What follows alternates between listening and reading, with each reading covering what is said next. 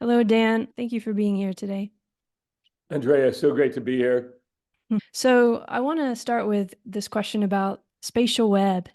I want to think about how is spatial web, maybe what is spatial web for those who haven't heard of it, even though it's been there a while and it's affecting the world a lot. What's the difference between that and what we all know of as the World Wide Web, for example? Sure, sure. One way to understand it is just look at the roots of the web itself. If we go back, really, this is we're entering a new era in civilization, and we're kind of warming up to it. But it's really the digitization era, because we had we've had really the machine era for the last 500 years since the inventing of the printing press, and then we call it the industrial age. It's really the machine age. And so Mm. that's really been the way we've defined our economy, our civilization. We're an industrial age global civilization right now. And even human beings often define themselves as, what is my function? Tell me Mm. about yourself. Oh, I'm a lawyer, I'm a doctor, I'm a Mm. teacher, I'm a whatever. So we're very function oriented. The civilization is designed that way. It's very stratified. We have roles. It's kind of a corporate model. The model prior to the industrial age was an agricultural model. We had kings and queens, lords of the land, so it's very interesting to see how these big eras in human evolution progress from hunter-gatherers, again, defining the economy. We hunt and we gather. We lived in caves, we lived in tents. Mhm. Then we discovered agriculture, and then we had pretty much the age of large empires because instead of food being scarce, land was the scarce resource. So big armies to control land and all that kind of thing. And then we discovered the printing press, and oh my gosh, instead of taking 3 years to handwrite a Bible, we could make 1,000 Bibles in a month. You're making some really interesting connections. So, thinking of this as we're moving up towards the World Wide Web, with the agriculture, of course, we always have tools and technology, but they're very embodied and they're very connected to the body still. And here now with the printing press, we've sort of introduced another level, right? So that we've got a symbolic sort of we've got a tool that's creating a sort of symbolic world that we share, such as reading books or reading text, which wasn't there before. No, it's the dawn of machines. And if you think about it, before that we had things like plows and things. We had Mm-hmm. technology. We didn't really have machines. And the cool thing about a machine is it multiplies like a plow and other kinds of things kind of multiply our productivity. Mm-hmm. One person now can do the work of three or four. But with a machine, oh my gosh, it might be, 100 people, Yeah. And so, once the printing press came in, then the shoemaker looked at it and went, "Oh, right, if I make 1,000 pairs of shoes at a time, the price per Mm. shoe drops." And so suddenly we had the age of factories, and really the world we're living in now is the industrial age, and that led to the invention of countries. We didn't really have countries before; we had empires, and with countries we have more like a legal system that can deal with contracts. And the Mm. Dutch, in fact, you're in Holland right now, the Mm-hmm. Dutch invented the limited liability corporation. I mean, because of Mm. having to take all the risk of sending these ships around the world to get spices and things. Yeah. So the point Mm. I'm making is that we're in one of those changes right this second. That's what That's the point. I. And they're really difficult. I mean, kings and queens did not leave the stage in a very easy way. They resisted change, and there were a lot of revolutions and things as the industrial age came in. And the king and queen model didn't really function well in an industrial society. It works okay in an ag society, but not in an industrial society. And so we went through kind of a renaissance on the one side, a very positive thing, and we went through a revolution on the other, which was like, how do we transform our governance models and Mm. everything? How do we treat people? I mean, our role in society in a ag age is very Mm. very simple. You have, the kind of landed gentry, and then you have pretty much all the workers of the world just working on farms or doing various kinds of trades. And so with the industrial society, you suddenly have a middle class. We never had a middle class really in the ag age. So now So we have technology is creating more free time in a way. oh, well, we'll think about it. If one machine does the work of 100 people, Right. Yeah, Yeah. you get So a then whole you lot have done in a different, shorter yeah. period of time, right? Exactly. So You're not working society's changing. on to dusk, and you're not having 10 kids and, hoping that some of them live and all that, Right, So, right. so we've been, the industrial age has been amazing. I mean, if you look at the wealth, bring anybody here from 1500 and they're going like, what is all this? I mean, Yeah. what is a jet plane? It would What be is an electric overwhelming for what sure. is an electric light? What is a city? I mean, these things, what are these buildings that are like 80 stories tall? I mean, it's just mind blowing. And we just take it like for granted, no big deal. Yeah. It's actually all new. This didn't exist 500 years ago. It didn't even really hardly exist even 200 years ago. It's really only been the last, and really since World War II, have we been in the kind of late stage capitalism, modern kind of age where we're just creating vast amounts of wealth. But what's Mhm. very interesting is we had two world wars in the 20th century. And again, arguing over resources to feed the factories, because that's the way the factory works. You've got a big box Mhm. and it needs raw materials in one side and finished products out the other. And so how do you get the price down over here? Well, you make a lot of them, but you also get the price of the raw materials as low as possible. So Mhm. that leads to colonialism and other kinds of things that even though we don't have official colonialism today, we still have kind of resource countries and production companies and countries, and we all can see how that all plays out. It's still kind of a neo-colonialism model. So. Mhm. So that's kind of the world we're in. It creates a vast amount of wealth, particularly for the developed world. And but it's also now destroying the planet. It's a runaway industrialization is obviously now damaging the biosphere and water systems and biodiversity and all kinds of other things, not to mention income inequality and all the other issues that were the Sustainable Development Goals that the UN has identified. There's 17 of them now that Yeah. are facing us. And then you're a philosopher, so then there's also the existential aspect of it all. We're growing up, we're evolving, we're developing as people, and we no longer want to be in some kind of a militaristic setting where we're just in a corporation doing kind of paperwork inside of a large machine where we're just a cog in a machine. We Mhm. want to express our own creativity and all that kind of thing. So oddly enough, at the end of the last big war in World War II, the thing that helped tip the balance in the war and help the West beat the Nazis was the invention of the computer. Yeah. And so wonderful, brilliant mathematician, Alan Turing in England said, look, give me enough resources, I can build this computer system and we can crack the German secret cipher code, and we can start to read their battle plans before their battles. And it'll help us win. Obviously, now you can play chess. You already know what their moves are going to be. So first computer, 1945. So from 1945 until 1970, gosh, if it helped us win the war, maybe it'll help us with our corporations and everything else. So for the next 25 years, through the 1950s and 1960s, IBM grew really huge, and some other huge computer companies grew up. And suddenly every large corporation had a computer.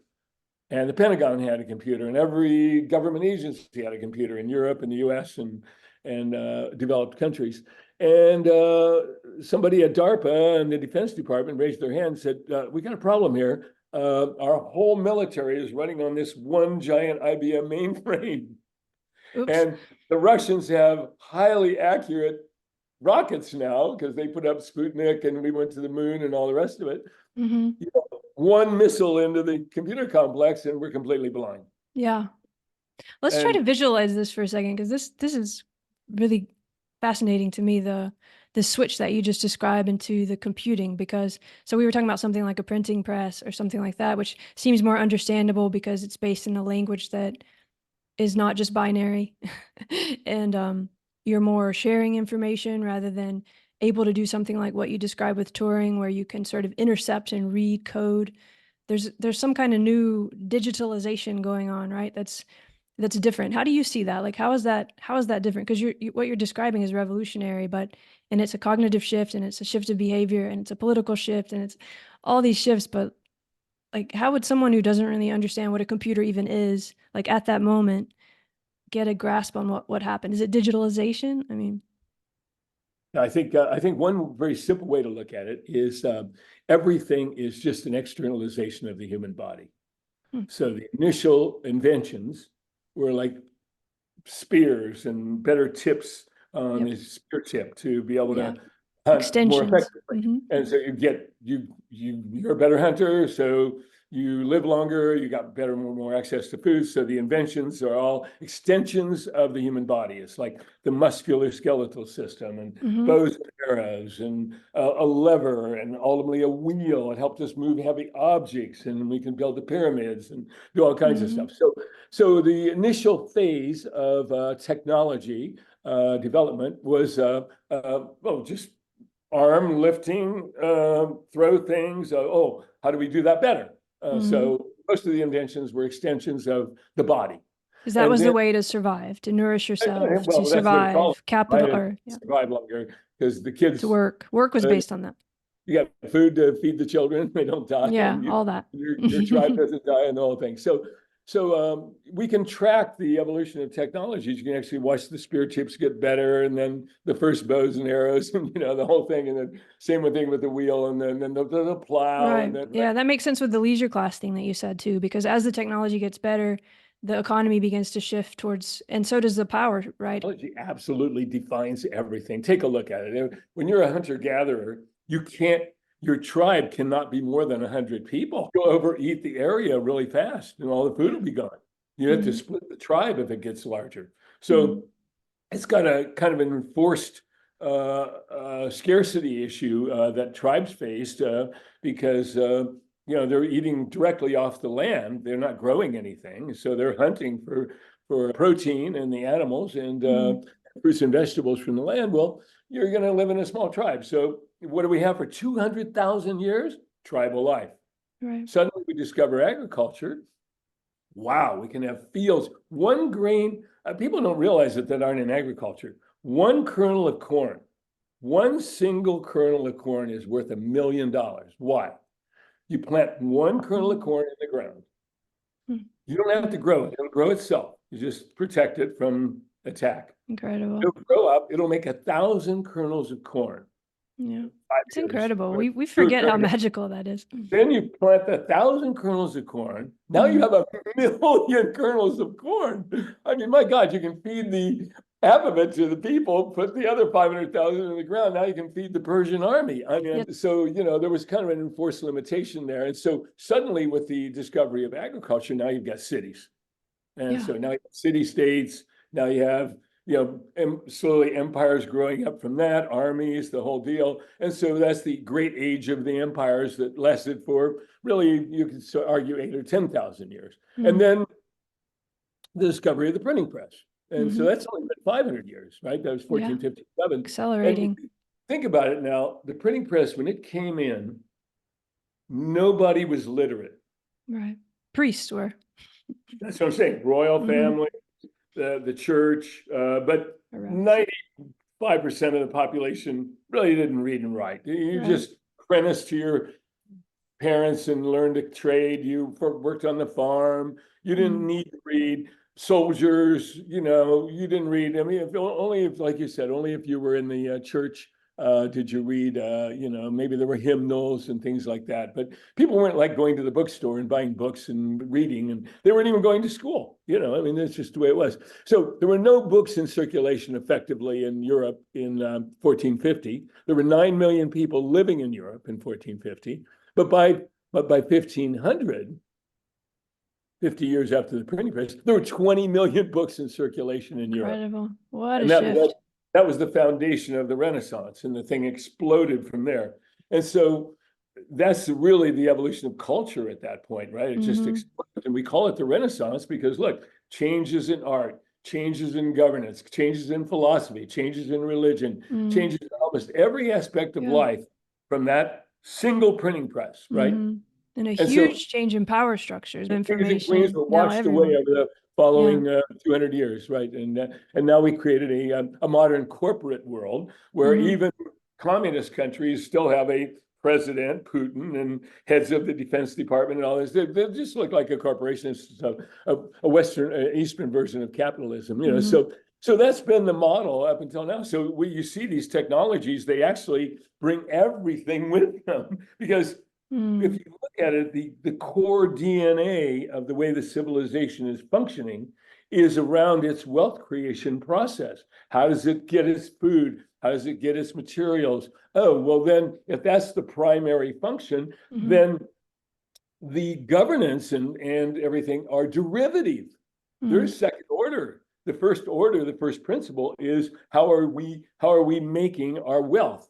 You know, one way or the other, food, housing, clothing, all the rest of it. So when that shifts, then it's like an earthquake. Everything shifts, right? To wrap Complex itself systems, new a thing, butterfly right? effect. Yeah. So here we are now. We've been in 500 years now of the industrial era. Really, the last 200 years, really effectively, and the last 75 since World War II, in really refined capitalism. And now, but the printing press for our time was the computer.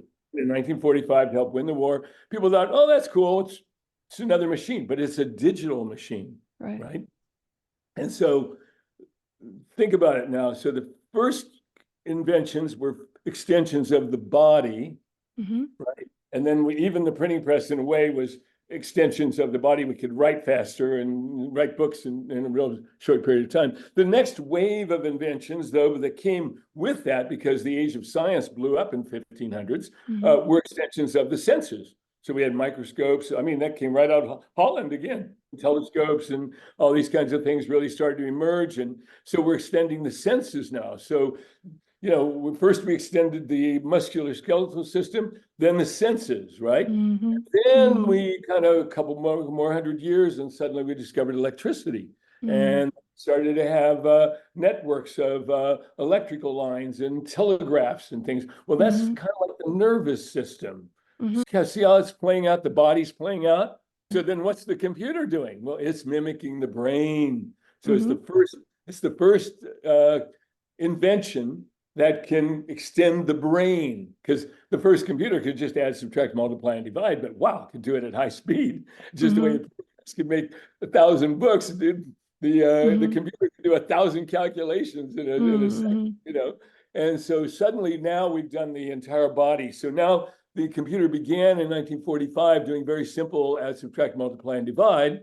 And now we've gotten higher order mathematics and higher order things. But even Alan Turing in 1945 through 1950 said, you know, these computers are going to get smart. And he really was the first person to really articulate they're going to become artificial intelligence.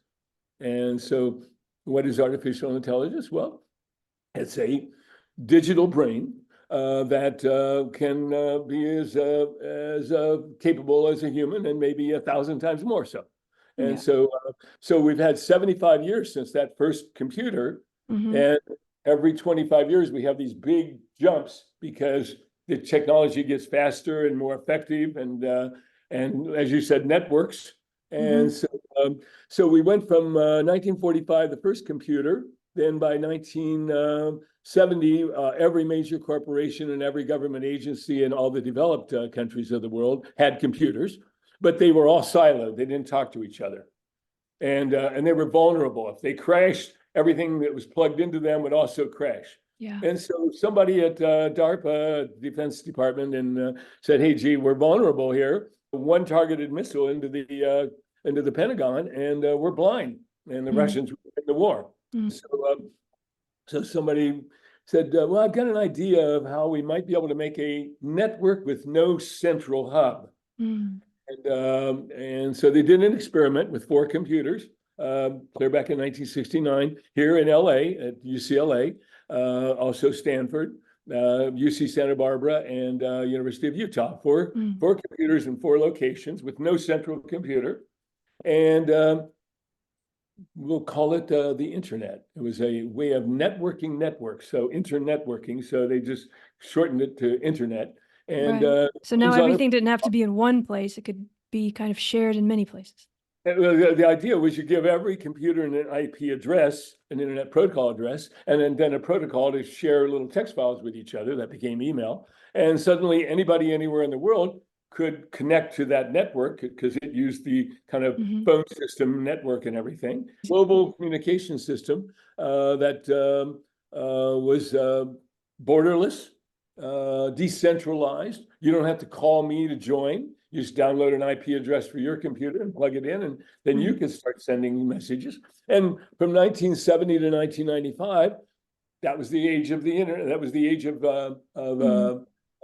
kind of email and internetworking was. And if you had a computer in 1985, like the Mac when it came out, or the PC with Windows and everything, you had a computer on your desk and you had Word and you had a spreadsheet program and things like that. But I could attach a Word file and a spreadsheet to an email and send it to you on the other side of the world. And that could be like a business plan or something. And suddenly we really had a pretty amazing thing going on. And if you interviewed anybody in 1985 or 1990, what do you think? Well, we've got everything we need. We've got a global network now. We can move information all over the world, and we're cool.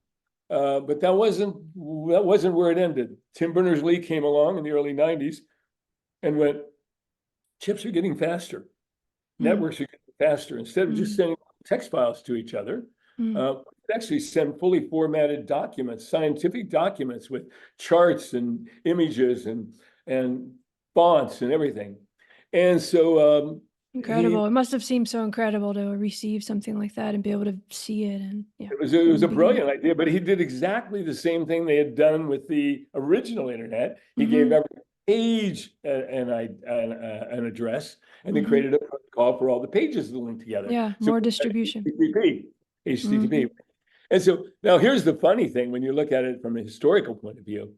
The language that we use to format the page is called HTML, hypertext markup language. Now, why isn't it just called hypertext language? Why is it called hypertext markup language? When you give your manuscript to the printer, you have to put little marks on there, paragraph here, italics here. They use the language from the printing press to do the internet. That's exciting. I had never made that connection. Is that an echo from the past? Wow, that is so cool. Yeah. So we have now a digital printing press, and now we have 3 billion websites, billions of web pages all over the world. Anybody can print a book right now online, but instead of printing 1 million copies, you just put it up there and 1 million people can view it. So we put the whole thing upside down, and it's just so productively amazing. And so the internet has grown hugely now. We have multiple trillion-dollar corporations. I mean, the internet is the largest engineering project humanity has ever undertaken. It makes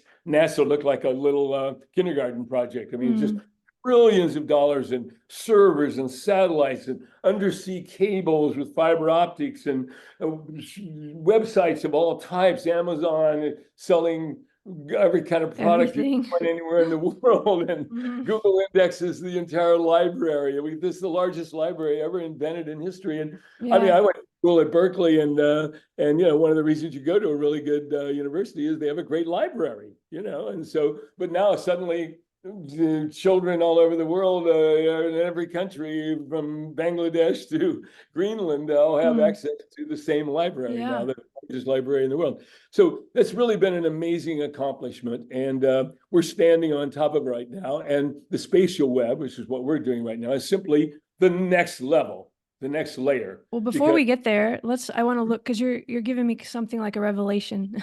I just want to like talk this out a minute, because I guess what we've talked about is this increase in technology, but also an increase in the bodily possibilities for connection, which sort of became crystallized in a way in something like language and being able to. So the technology is done. It's able to.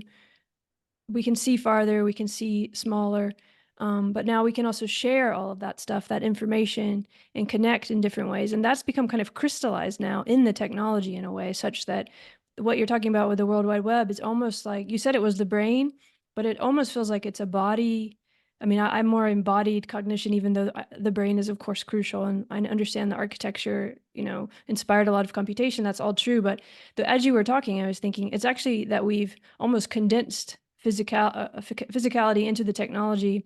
And we can now connect with everyone, everything. Everything is connected in the World Wide Web.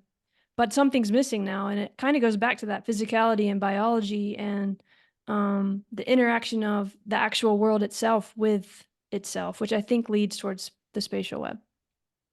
Yeah, I think you're right. Yeah. So again, if we kind of look at the content as well, the content was very physical up until the computer. You had a book, you had a jacket, you had a pair of shoes. We made content. It was all physical things, tables, houses, physical things. With the computer, we're actually now digitizing content. And so instead of buying a book, we actually go online and read. We still buy books, but we don't need to because every book is now online. And with LLMs, we can even ask them to write books for us. Yeah, which reminds me of something you say often about the digitalizing the physical and physicalizing the digital now. That's become blurry in a way that you just were describing there.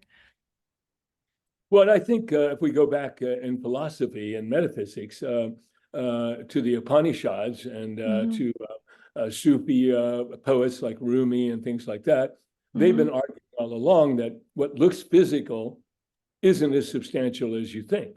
And then with quantum physics, we started to realize, the table isn't actually made out of wood. It's actually wood, something that we call this thing. But actually, if I use a microscope, it's just a bunch of molecules. Exactly. And then and people go, oh, you mean the whole world's made out of molecules? And then the scientists go, well, in a way, that's a level of perception. If you dial up the microscope even more, the molecules disappear, and it's all just atoms. Oh, what do you mean it's all just atoms? Well, here, look through it. Oh, right. There's no wood. There's just simply a frequency called brown. And the edges are something the brain is creating out of this whole thing. And so the philosophers started to realize that, oh, maybe the world's not out there.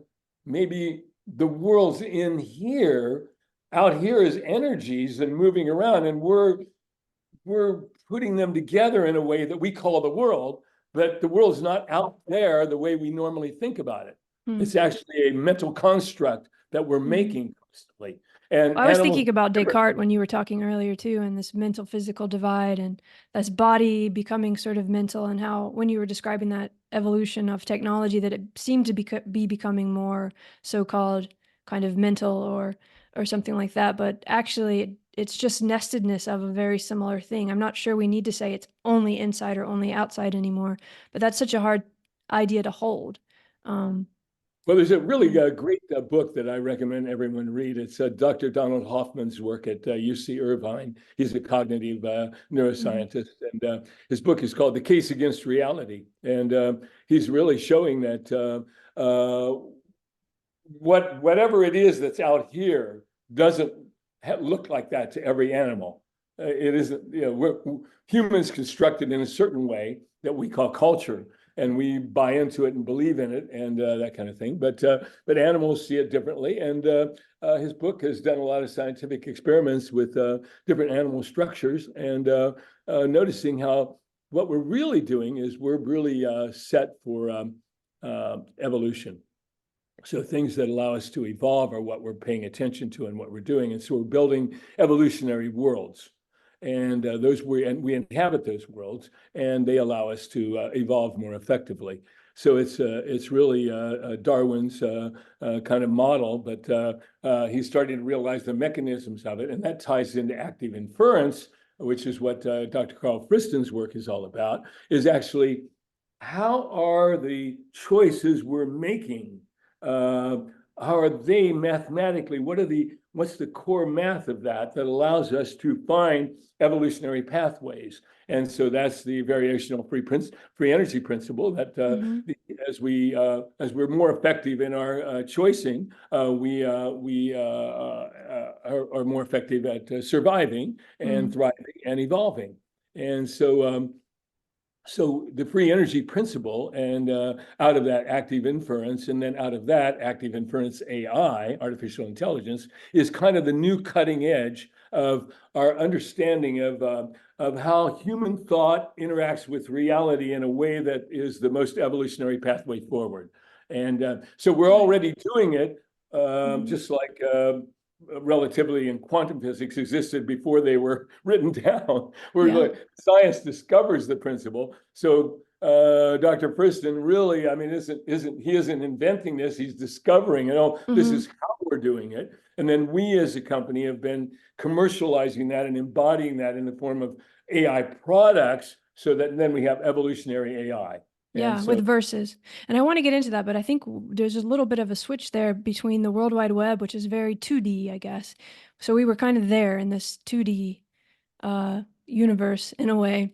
And then what you described with Hoffman, I don't really think we live in a simulation, but I think what he's saying is true at the same time. So that's kind of a weird thing for me to say, but it makes me think of something like the work of David Bohm, where you have an implicate order or a holograph or something like that. Where it's still a shared reality, but we're all envisioning it in different ways from a subjective phenomenological perspective. The two of them totally agree. Yeah. Okay. So when you go from thinking of that, what I just said and what you said, as when you think of the World Wide Web as 2D, and then we go to spatial web, and that's more of the holograph or the simulated togetherness, or I think you call it public AR in a way.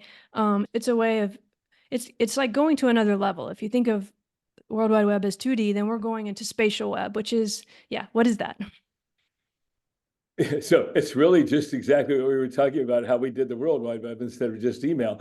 So let's say the chips are going at 10 megahertz in 1945, and then they're going at 100 megahertz by 1970. So now you can do things like send things across networks and process things more effectively. And then it goes to 1,000 megahertz. And so now you can do the World Wide Web. You can do a formatted page instead of just sending an unformatted text file. And then it goes to 10,000 megahertz. You see what I mean? And so, so as the speed goes up on the chips and the speed goes up in the networks, the envelope of possible things you could do increases. So in 1945, the only thing you could do would add, subtract, multiply, and divide really fast on one computer. And that created the first computer. And by 1970, we could not only do that, but we had enough things where we could actually start to send files to each other across the network as we calculate these things and send them to each other. And so by 1995, we now have fully formatted pages that we can send around to each other. And so think about that, from 1945 to 1970, 25 years. From 1970 to 1995, 25 years. From 1995 until today, 25 years. So pretty much every 25 years or so, and there's two generations of people too, at that point, that are going through it, using it and questioning it. How do we do it better? How do we make it better? How do we make it more effectively? So, and suddenly 10 times or more the bandwidth and processing power. Well, then of course you're going to get the next jump. And so first thing, computer. Second thing, network the computers so they can send files. Third thing, let them send fully formatted 2D documents to each other. So we've got 25 years now of a 2D web. But guess what else we have for 25 years? 3D computer gaming. It's huge, multi-hundred-billion-dollar business. Computer games all over. You have to buy a PlayStation or an Xbox or something like that, because they needed special chips to do that. And you needed to even play it on that box because the network couldn't even handle it for a long time. And so you got 25 years of 3D computer gaming, 25 years of 2D web. The network's getting faster, chips are getting faster. Oh, great. 3D web. I hadn't thought of that before. That's really true about the video gaming. It's almost like science fiction is to technology what video gaming is to possibilities with spatial connection in terms of AR and so on, and 3D, but even more than 3D in a way. It's like it's almost like forecasting. Well, what it does is it finally opens up. Each one of these levels opens up new possibilities. So you're just sending email to each other. You can kind of get one level of conversation going. If you're actually able to send scientific documents to each other in real time between scientists all over the world, and then all the other stuff around business and government and everything else with the World Wide Web, then the whole civilization moves to a kind of another level, and the economy moves to another level with it. So now with the spatial web, we access something very, very interesting. It's all the research on game theory. So a big understanding of human behavior is game theory. How do we make choices? Why do we make choices? And how do we make them more effectively? So you can't really apply game theory very well in a World Wide Web. It's more of an information environment. It's a big library. But if you've got a spatial web, now you can actually make a digital copy of the entire world. Every building, the entire surface of the planet becomes kind of a game space. So games aren't only limited to entertainment games. They're really understanding human behavior. How do we run a city? It's game theory. How do we manage our climate? It's game theory. How do we charge for carbon footprint? It's all game theory work. And so it's all the mathematics of game theory leading to optimal results. Well, guess what? Core algorithms of that are active inference. So game theory and active inference are totally woven together. So really all the spatial web is a new play space for humanity to apply its latest scientific understandings of how do we manage things more effectively, how do we communicate more effectively, how do we project forward possible futures and analyze which path to go. In some ways, you could argue that the spatial web ends up being kind of like a GPS in a way for humanity's civilization, because it's kind of forecasting forward. Here are some alternative futures, and we kind of get to vote on them with our choicing and kind of feeding back to us. If you do this, you'll get this result. If you do this, you'll get this result. It's kind of like a big spreadsheet, really, for the future. And kind of like what businesses use for a spreadsheet to look at alternative ways of pricing their products and things. Only now we got game theory and we got active inference. We got a planetary digital twin. Oh my God, it's going to really help us manage our planet. But I had the feeling that the spatial web, as you and your team and Versus and others foresee it or see it, isn't just a digital twin or a mirror or something. I mean, I guess here's a way to maybe get into this. What's the role of the real world in all of this? Because it could just be kind of an Internet of Things where we have still this 2D connection of things connecting to one another. But are you talking more about it's going to be a sort of smart Markov blanketing of the world itself, to where I can really kind of interact with the trees outside my window that I see right now, or the buildings, or even a building in California where you are? I mean, are we making the world, are we putting a new layer on the world? Are we interacting with the world differently? Or is it all still kind of normal virtual space as we imagine it thus far, like the typical person? Well, I mean, I think you could argue that what science does is it reveals things that we can't see. So we just look out there and we see a tree, but science kind of shows us, oh, the tree has got roots way down in the ground and water's flowing up through the tree, and it's, putting out oxygen and taking in carbon. I mean, so It's many, there is many like some systems. just world out there and we're just seeing it. No. There's a lot way more going on than we see. So what science does is it helps us see what's really going on. And so you have something like the spatial web now. Suddenly, everybody on the planet, just like everybody has access to every book now on the World Wide Web, everybody will have access to the revelations of science and our understanding of the world around us more effectively. Oh, And then that's really interesting then. So I could then almost see the world from a different oh yeah, perspective. I could eight-year-old, understand, I could look at the eight-year-old, tree as not a tree in the sense of I've always thought of it, but maybe as the mycelium network, or as an or oxygen producer, or as a yeah. carbon sequestration thing. So an 8-year-old girl in Kenya, today may not have access to a really great school, but an 8-year-old girl in Kenya in 2030 is going to have access to an AI that can show her the latest cutting edge breakthroughs in science, and we'll And see people all over the world. how would she use that AI? Would it be like a part of her everyday? Would she be sitting in front of a computer, or would it be something different? No, computers disappear. That's what spatial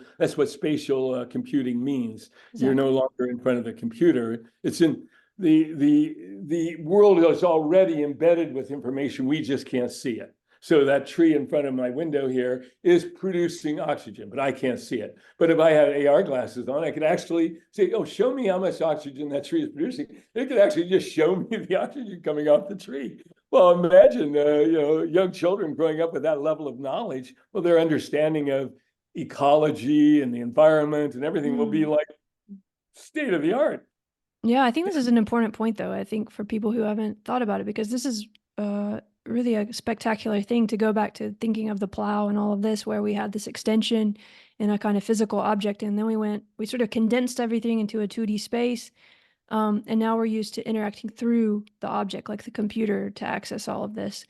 But now we're kind of going to move through that even back to the body as an extension itself of all of that. So we haven't lost anything along the way, but now we're going to, with spatial web, sort of get back to the body itself being the interface with the world, but at a different level, so that you almost have a kind of nested reality within your own direct interaction now. Is that safe to say, or is that? I think so. I mean, if you take a look at a scientist, they're home with their family having dinner and they're just living in the physical world. But when they go into work at the Large Hadron Collider at CERN, they're looking at the world of quantum physics, and they can move between those worlds. But Yes, the cool yes. thing is they don't lose the awareness of the quantum world when they're with their family, but they don't have to only be in the quantum world all the time. So we're extending our understanding. The fact that if we go back 1,000 years or 2,000 years, people did not realize that the Earth went around the sun. They still got up every morning and worked fine. And knowing that the Earth goes around the sun doesn't change that. You still have to get up and brush your teeth and eat food and do whatever you're going to do. But our understanding, our self-understanding of who we are and what we are in the world and everything shifts. And that's where that's why you as a philosopher come in. I mean, because what these things ultimately do is each one of these big juncture points that we've talked about, from hunter-gatherer to ag to industrial, and now to this new kind of like digital economy, network digital economy with intelligence everywhere. What the real big thing is reconceptualizing what it is to be a human being. So if you're a hunter-gatherer, you're really close to animal. Our lifespans were pretty much under 30 in those days. I mean, if you broke your leg, there was no real medicine in the normal. Yeah, And, totally different.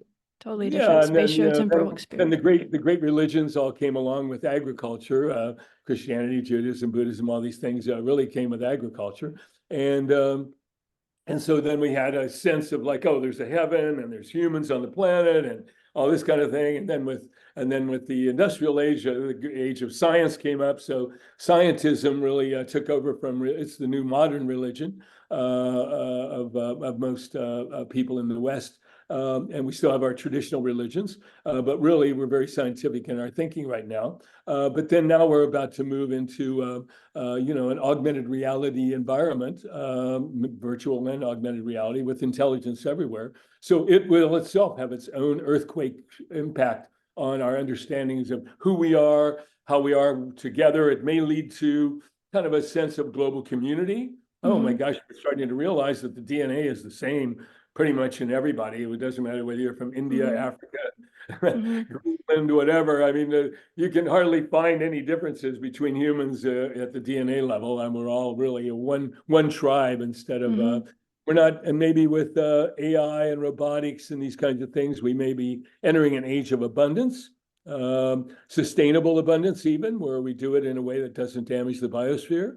And in that case, Maslow's wonderful hierarchical model, where you got people in scarcity on the bottom, and you've got the upper half is kind of a growth area where people are beyond the fear of food scarcity or money scarcity, and so they get interested in art and ideas and other philosophy and ultimately self-actualization and enlightenment. And so it may be that we really get the age of abundance here in the 21st century, that by 2100 we kind of we wiped out the bottom part of the pyramid. We don't really have people in a place of scarcity at that point. And it's definitely possible. And I guess what you're saying is that technology isn't value neutral, and that But I think I also hear you saying that one change, at least as a philosopher, as you're describing, this change is also a change of course, connection, but also awareness. And so a lot of it has to do with how our awareness of ourselves, the world, why we're using the technology. So it's like if the technology can increase our awareness of it and ourselves and our connection to one another in a positive way, then actually, as you said, the sky is kind of the limit in terms of self-actualization in a positive sense. Of course, it could go the other way too, but we don't need to go there today. But there's two things I want to get to really quick before we go. And one is just this, I keep kind of harping on it a little bit, but I don't really know how to make the connection because in terms of awareness and technology, right now we have this attention economy where the phone or the computer sort of is, or the apps on it or the companies are kind of geared to take your attention, and you kind of lose your awareness and you become almost addicted and kind of, you're on the roller coaster and you like it, but you don't like it, but your awareness is not there. So what I heard you say is now we're going to kind of have this augmented reality that we experience together, the technology, so that we aren't solitary in our phones and then connected, but we're having a connected experience together of technology. But I don't understand how it happens. Is it through the phone? Is it through the body's augmenting the body? I don't understand how it happens. No, I think I think what we're doing, if you look too close to the moment, then you miss the bigger picture. You know, the bigger picture is that we're digitizing our economy, and so instead of me having to make a million books and send them around the world, I can just write one document, and millions of people can read it all over the world. Well, wow, what an abundance model! Anybody anywhere in the world can contribute, and they can contribute all kinds of things. So we're moving to an abundance economy. Now, you're not going to believe it, and most people aren't going to believe it because we've never seen it before. We've had scarcity of food for 200,000 years. Nobody thought agriculture was coming. When agriculture came in, we got rid of food scarcity mostly, and then we moved into fighting over land. Then we realized, oh, land's not the point, it's what's under the ground, the oil, the iron ore. Then we start fighting over resources. But as we move into nanotechnology and other kinds of things, and abundance of energy from the sun and maybe fusion and things like this, we might just, all that stuff just starts to look ridiculous and childish. We're not running around chasing animals with spears anymore. I mean, we're not having huge Persian and Greek armies and having big fights over empires anymore. The industrial age will look really stupid to us in 2100. So just allow yourself to imagine an abundance economy. And because look what's happened over time, we've become more abundance.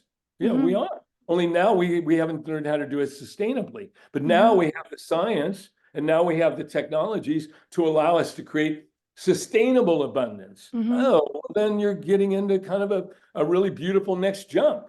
And you look at humanity, it evolves over time. I mean, I stand on my parents' shoulders. We stand on our former, on the earlier culture. Science keeps evolving. Civilization keeps evolving. If you bring anybody here from 1,000 years ago, they're going, "How did you guys get so smart?" I see the abundance, and I realize that it's a very subtle and small shift, like after all of this work and technology and so on.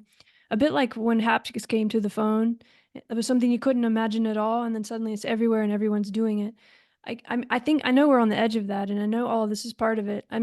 It's just very hard to understand what's like. It's not the plow, it's not the printing press. Is it still the computer and the web? It's just that's the kind of the connection I'm. Well, the cool thing about this, something like the web, the protocols of the web, is they're invisible.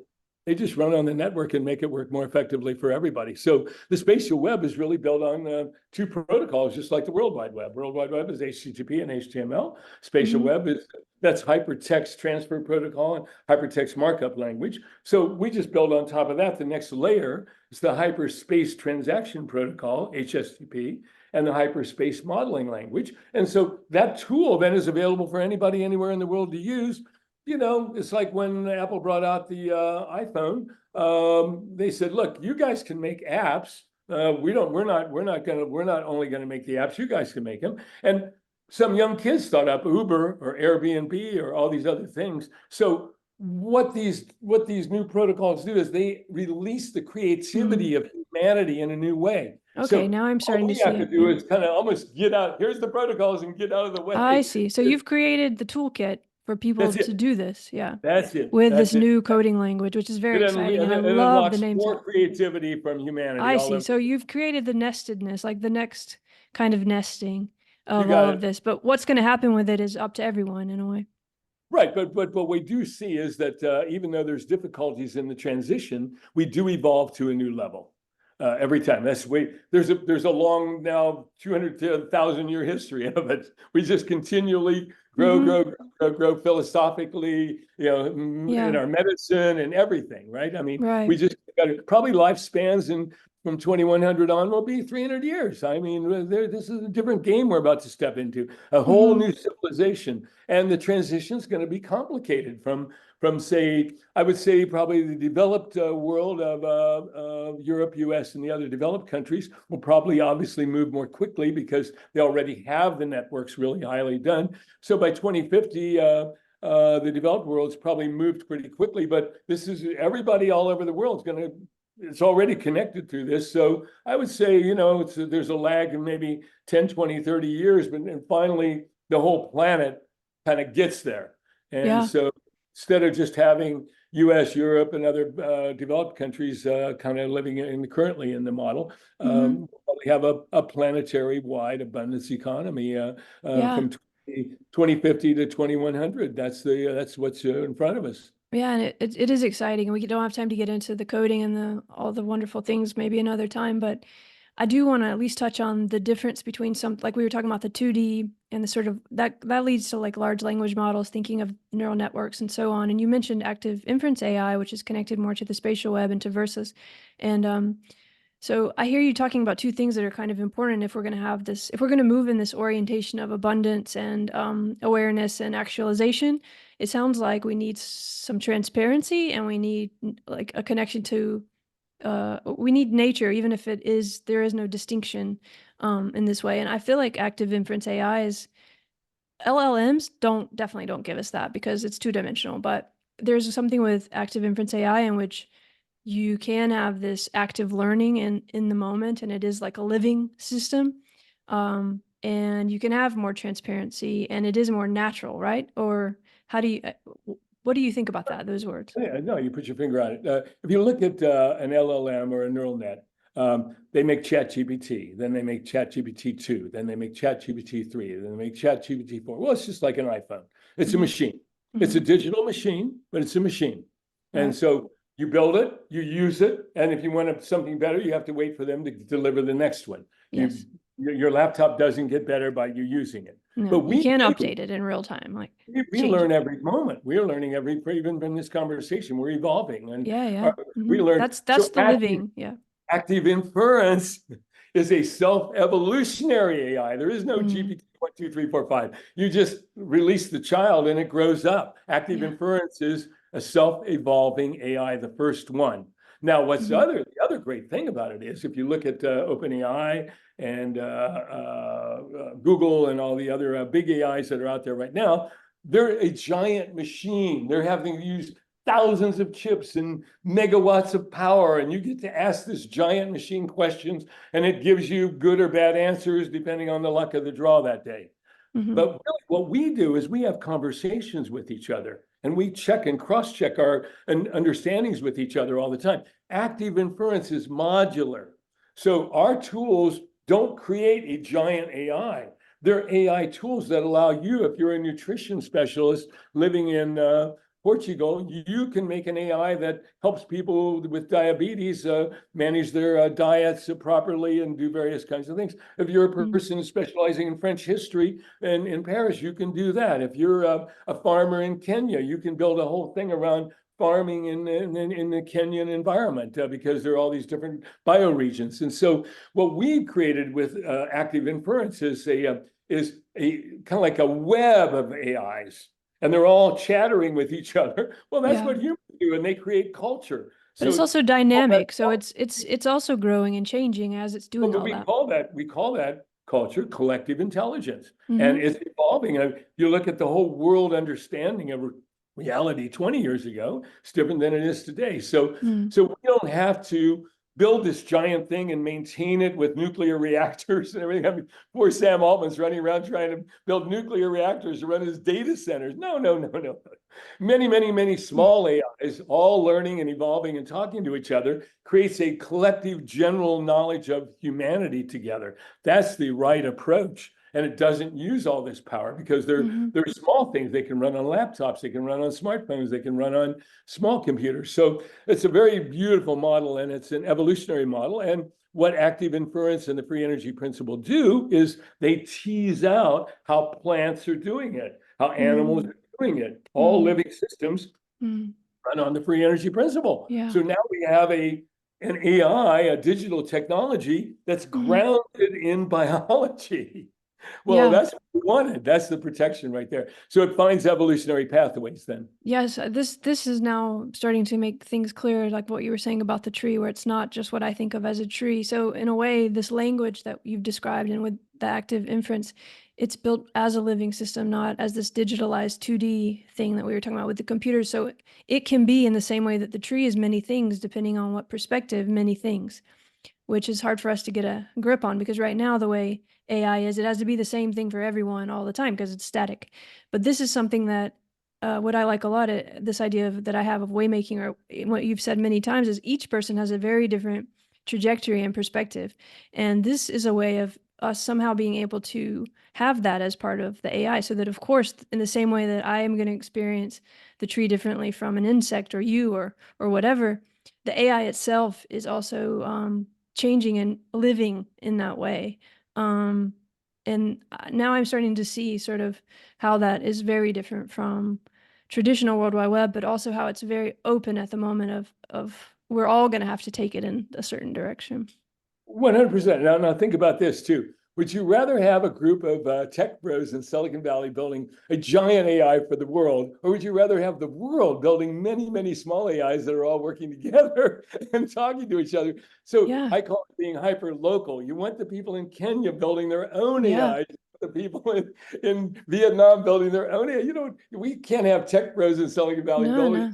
for the world. That's just wrong. You know But what I I mean? just think that's a point that is so clear to you, but might not be clear to others, is because you've built it from that perspective, such that what you're trying to do, and I'm starting to get it now, is give these tools so that people can do that, right? But I That's don't think it. when we're so stuck in these other models that it's not, that's kind of a hard connection to make, that what it is the tool to be able to do that, to all Totally. The, together we the can age, start the age of creating the them. giant, the age of the giant mega corporation passes, and the age of many, many, many, many, many small entrepreneurial activities grows more effectively. And because it is really humanity at that point running hyper local, building things for their needs and their culture and their biology and their environmental niche, because definitely the climate's different in Greenland than it is in Brazil. And so the farming's different and everything else. And so everything's hyper local going forward. And that's the protection at that point. Now you've Yeah. got the brilliance of people in South America, Africa, Asia, North America, all talking together rather than a group of people in Europe and the US kind of building something for the whole world. That's not the right direction forward, clearly. Right, that makes a lot of sense. I don't know if you have a minute. I know we have to go, but I was going to ask you about your own kind of how you got here. How important is nature to you, and how did you?